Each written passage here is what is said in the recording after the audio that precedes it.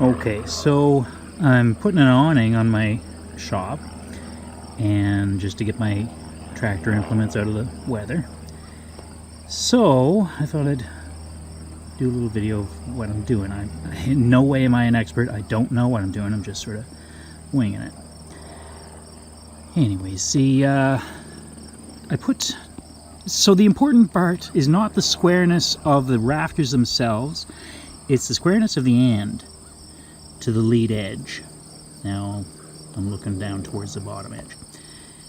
And so the first one on the left there, that one has to be perfect. And the way you do that is by leaving your strapping long and squaring and marking a line, like a good square line with the lead edge of your roof.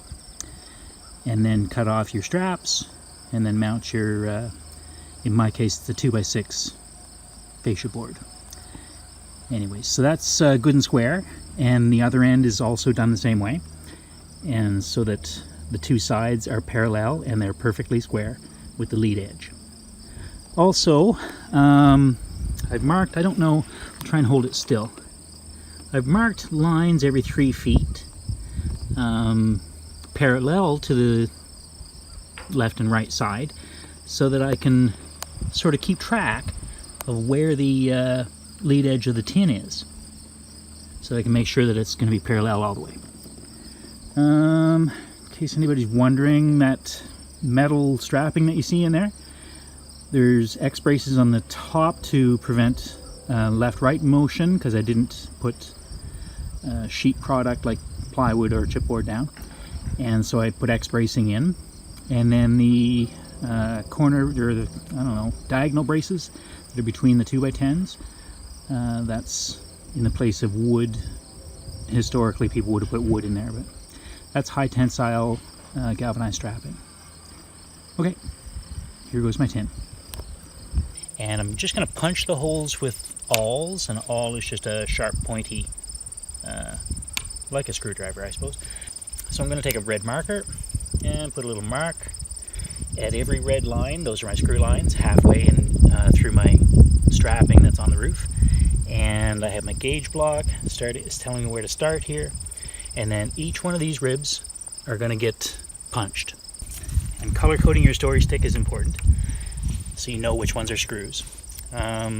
So I've marked every rib in the center of my strapping that's on the roof, and including the first rib, which is the overlapping rib, it also gets punched, but the lead edge does not get punched. So it's 6 layers. It's just on the grass. That's good enough. I'll show you what I do. So just take a punch, and you got to hit it pretty hard. And a couple like that's good enough. Leave that one in. And do this one. Like that. And you can keep going all the way down the tin. Then your holes are done. No drills required. So there's the first sheet. Now I mark 3 feet 2.5 inches, and then every 3 feet after that.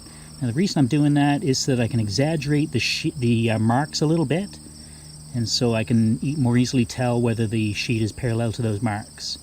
Now if the sheet is creeping up on those marks, it still won't cover the marks, and yeah, if they get out of alignment, I will adjust left or right a little bit just to keep them parallel to each other. Well, I finished. It took about 5 hours. Just one guy, and I don't know if I'm holding it still enough though, but if you can see, the screws all line up in perfect diagonal rows. That's because I punched them in advance. Alright, that's it. Bye for now.